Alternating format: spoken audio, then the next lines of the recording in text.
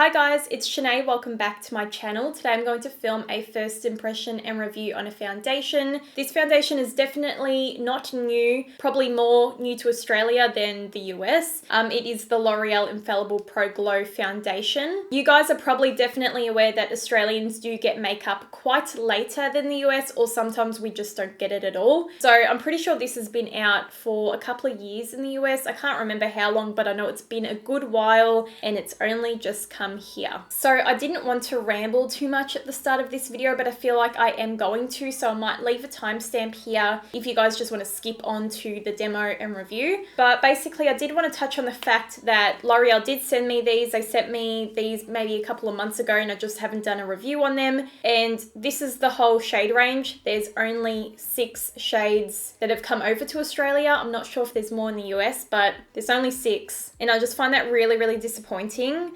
Considering all the Tarte drama with that Tarte Shape Tape foundation that I literally have sitting in my drawer, but I haven't done a video on it because I was waiting for them to do like more shades. And then L'Oreal do this. It's just kind of, I don't know, it's really weird. And I definitely know Tarte got slammed for that shade range, so I don't know why no one is slamming L'Oreal for this. Like I haven't heard anyone complain about it, but it's just honestly a bit embarrassing. It looks like the darkest shade I've got is 208 Sun Beige. That's the darkest shade there. I probably could use it when I'm really fake tanned, so that's not very dark because like I'm still not that dark when I fake tan because I am so fair. I did want to make you guys aware that I am aware that there's only 6 shades in this foundation here in Australia. If you are in the US, let me know how many shades you guys have because I'm curious to know if there's more and hopefully they're bringing more over here. Okay, so I think we can get started now. I'm not sure exactly what shade I'm going to be. I did put a little bit of fake tan on. You can tell it's not too dramatic between my face and my neck, but I did put a little bit on. I don't know, because I felt like it. But I didn't feel like going for like a really dark tan. I just wanted something quite subtle. I'm not sure if this foundation oxidizes or not. It feels really watery. I was expecting it to be thicker. That one is Natural Buff. I feel like it maybe is oxidizing a little. So this one is Nude Beige. I think that might be a better color match, but it definitely is still oxidizing. So I think I'm just going to go in with 203 Nude Beige. So I'm sure some of you guys have seen this before, but if you are searching on the foundation, maybe you haven't. It is in like a squeezy tube kind of bottle. It's just plastic. It has 30 mils, which is a standard amount in a foundation. It says radiant finish, normal to dry skin, hydrating, and it's got SPF 15. I do have combination oily skin, so you know, this could totally not work for me, but I am curious. I want to try it out. I want to see what it's about. Some days my skin is not as oily, depending, I guess, what skincare I've used. My skin goes through weird phases. So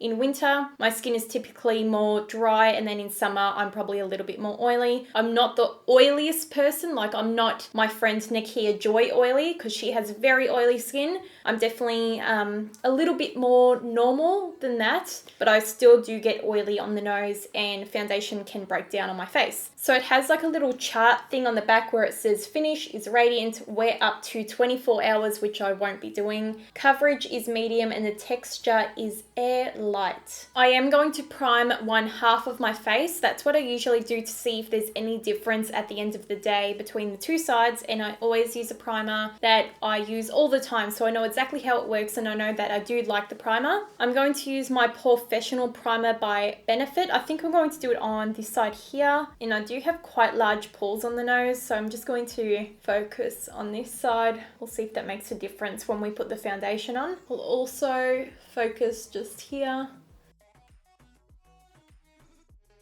I'm also going to use another primer. This is the Maybelline Master Prime and it is the illuminating one. I really enjoy this one. I feel like it does not make me oily at all. It just gives a really beautiful sheen to the skin. I was really annoyed today because I wanted to film like a full face of like first impressions, and I've got so many new eyeshadow palettes as well, but I've got the worst eczema on my eyelids that it just would not be fair to review an eyeshadow palette right now because it'd probably look like shit regardless. So I'm going to start applying the foundation. I'm going to start off with my Designer Brands foundation buffing brush. It is very watery.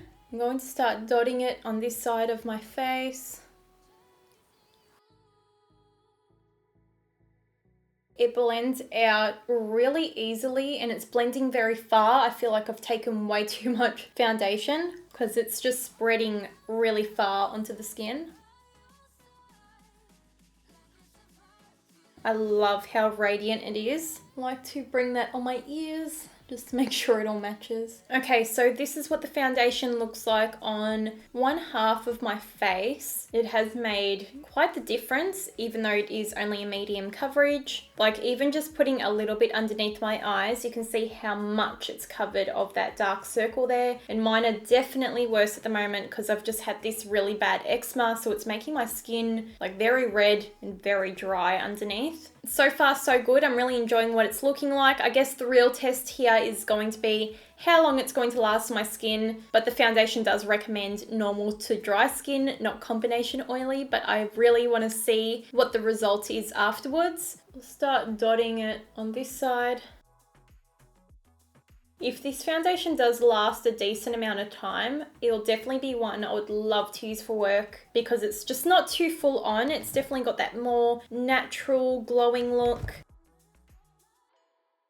I've also been preferring applying foundation with a brush like this. I've kind of stopped using my beauty blender. I just feel like it's really quick, it's really easy, it spreads it on really well. I feel like I get a little bit more coverage with the brush, whereas I feel like a sponge for me, I don't know, it takes a little bit too long. I'm not sure why. I've just gone back onto the brush kind of bandwagon. Okay, so this is my full face done. Really loving the finish of this, like I said before. I have a feeling though that this might crease on me. I've got such a creasy face. Like I always get smile lines. I always get like kind of lines around here. Depending on the foundation, I feel like this one might move quite easily on the face. So I feel like I could definitely crease around here. Just feeling it, it's not very tacky, but it still has a bit of tack to it, so it could move around a little bit. Probably is why it is recommended for normal to dry skin, just because the oils on my face could probably make this slide around a little bit easier as well. Okay, so I'm going to do the rest of my makeup now. I'm going to do my concealer and powder on camera just so you guys know the steps I take in making my makeup obviously last as long as it does and seeing if it works on this particular foundation. We're just going to speed through this bit and then I'll come back later with an update on how the foundation is going.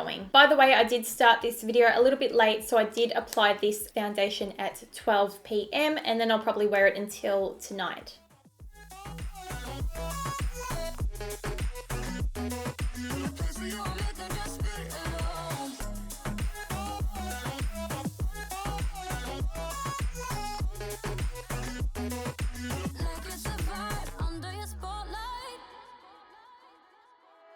That's the way every day goes.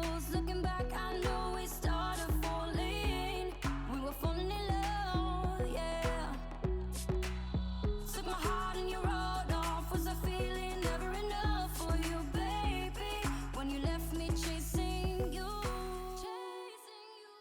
Okay guys, so I'm back. It's currently 10 p.m. and this is what the foundation is looking like. I know these lights can be a little bit forgiving, but honestly, the foundation is looking really, really good. I'm very, very surprised. So honestly, looking between both of the sides, I don't feel like priming really made that much of a difference to my skin. So my pores definitely do look the same on both sides. Like they don't look super accentuated. They look pretty good. I definitely am shiny on the nose. As you can tell, like I'm very shiny here, but everywhere else is looking all right and I haven't touched up at all as well. So this is what my skin looks like zoomed in, just so you guys can get a better look. I did put a bit of highlighter on my nose, but it definitely is like kind of tacky in this area, so it has gone a bit oily and it has broken down around the nose as well, but everywhere else really hasn't moved that much. It's very, very matte, like around here. I did powder my whole face, as you guys guys would have seen. A bit of foundation has come off of here, but that's probably because I've been like leaning on my face like this, but it really hasn't transferred that much. It's just mainly the nose that has gone a little bit shiny. I was expecting to crease more around the mouth. I always kind of crease around here. That's just kind of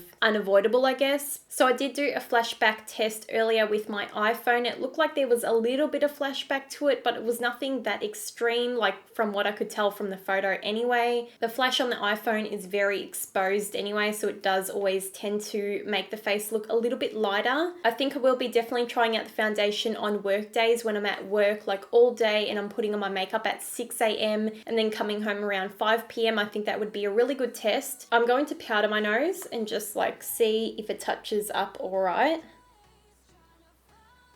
You can see straight away that's made the biggest difference to my nose. It has broken down a bit around here where it is a little bit patchy around the pore area, but like it looks fine. I would go out like this. I'm happy with how it looks. I definitely give this foundation a thumbs up. It also does not feel heavy on the skin. It feels really good. It feels light. It looks really flawless, especially in the camera. But yeah, I really don't have anything else to say. If you guys enjoyed this foundation review, don't forget to give it a thumbs up. Let me know down below what other foundations you would like to see me try out and review. I'll leave my Instagram and Twitter and everything down below if you want to go follow me on there, and I'll see you guys really soon in my next video. Bye.